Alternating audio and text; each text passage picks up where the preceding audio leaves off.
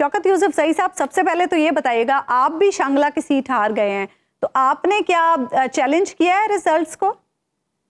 देखिए, हार जीत तो खेल में होती है, लेकिन अगर फेयर हो जाए तो वो बहुत बेहतर होता है। अच्छा, अवामी राय होती है, अवामी राय का एहतराम होना चाहिए। मैंने सिर्फ इतने गुजारिश की है कि जी ये पोलिंग स्टेशन खोल दें, क्योंकि उसमें बहुत सारे जाली वोट पड़े हैं। एक तो मतलब वो वोट होता है जो बुक से फाड़ के डाला जाता है। एक वो वोट पड़ा हुआ है जो प्रिंटेड है, जो कटाई नहीं है उसमें, मतलब वो प्रिंटेड और वो निकल रहे हैं।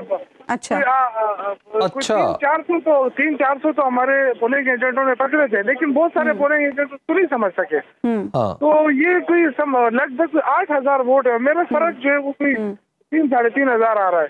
तो ये बड़ा आसान सा है। हमने ये कहा कि ठीक है, हम सिर्फ गिनती करा लें, खोल लें। अगर गिनती में वो ज्यादा हो गए तो मैं दोबारा वेलकम करूंगा। ठीक है, यानी आप समझ रहे हैं कि वोट जाली डालेंगे। अच्छा, ये बताइए कि अली अमीन गंडापुर साहब को अब आपकी पार्टी ने नामजद कर दिया है वजीर आला के लिए खैबर पख्तूनख्वा के, तो क्या पार्टी के अंदर पूरा इत्तफाक राय है, उनकी एक्सेप्टेंस है बतौर वजीर आला? देखिए, पहली बात तो ये कि अली अमीन गंडापुर एक सीनियर मेंबर है तहरीक इंसाफ का, बड़ी कुर्बानियां रही हैं इसकी और काफी अरसे से है, आप देख रहे हैं। और इमरान खान के बहुत ही मतलब ये कि काबिल एतमाद दोस्तों में है। तो देखें इसके बाद अब क्या मतलब उसकी क्या वो होनी है कि इतनी कुर्बानियां देने के बाद अगर उस पर कोई शक किया जाए, तो मेरे ख्याल से यही चीज होती है पॉलिटिकल उसमें। बाकी तो सारी सियासत होती है, लेकिन सियासत के अंदर ये है कि कोई बंदा अपने नजरे के ऊपर इतना स्ट्रांग खड़ा रहे, तो सारी तकलीफें झेले। तो मेरे ख्याल से कि पार्टी ने उनपे एतमाद का इजहार किया है। तो ये बताइएगा कि आपकी पार्टी में अब जो अभी बात चल रही है कि आप लोग जमात इस्लामी में शामिल हो जाएंगे केपी में, तो केपी में तो जमात इस्लामी की सीट रही नहीं, जैसे ही आपने ऐलान किया उसके बाद एक ही सीट जा रही थी, वो भी आपको मिल गई। तो आप क्या करेंगे? देखिए, ये तो मंगल को अली अमीन जो है वो आएंगे, अली अमीन साहब आएंगे पेशावर से।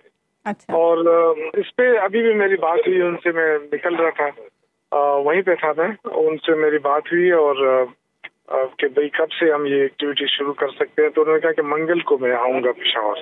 तो मंगल से इंशाल्लाह ये चीजें शुरू होंगी। लेकिन देखिए, इस पे मुशावरत हो रही है और मुशावरत करके ही कोई फैसला होगा, क्योंकि कोई आम फैसला नहीं है, ये बहुत बड़ा फैसला है। यानी अभी तक जमात इस्लामी में वो जो उनको आपने यानी उनमें शामिल होना था या इत्तेहाद करना था, वो भी फैसला आपके साइड पे भी अधूरा है अभी। ये तो ऑप्शन की बातें हैं ना।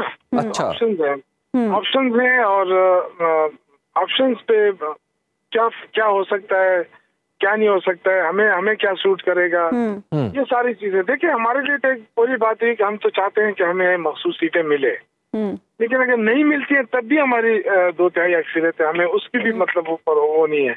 लेकिन हम चाहेंगे कि हम अपनी मेरा अपनी जाती राय भी है कि हमें अपनी जो हैसियत है उसको हमें अपना बरकरार रखना चाहिए और हमें तहरीक इंसाफ ही को रिप्रेजेंट करना चाहिए। अच्छा, शौकत यूसुफजई साहब, मजलिस वादतुल मुस्लिमीन के साथ कैसे मरकज में हुकूमत बना सकते हैं?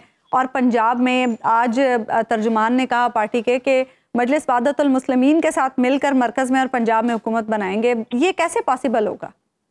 देखिए, मरकज की बातें तो मरकज वाले ही बता सकते हैं, मैं तो सिर्फ सूबे के हवाले से बात कर सकता हूँ।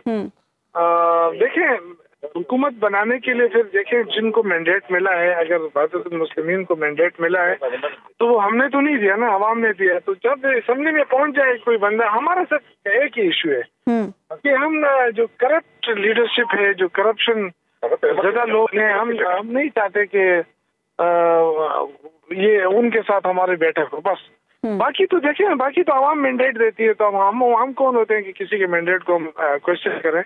अगर उन्होंने जिसको भी दिया है और असेंबली में पहुंचे हैं, जाहिर है हुकूमत तो उन्हीं से बन सकती है, बाहर से तो किसी से नहीं बन सकती। तो हम तो चाहेंगे कि हमारा जो है ना नजरिया बड़ा क्लियर है कि जिन लोगों के ऊपर करप्शन के इल्जामात नहीं है, सबूत है, तो उनके साथ तो बैठना मेरे ख्याल से मैं तो। अच्छा, ये बताइएगा कि खैबर पख्तूनख्वा में चलिए आपको हुकूमत मिलती है, तो आपके पास अक्सरियत भी होगी, लेकिन विफाक के साथ जब आप गुफ्तगू नहीं करेंगे तो क्या आप खैबर पख्तूनख्वा की हुकूमत चला सकेंगे?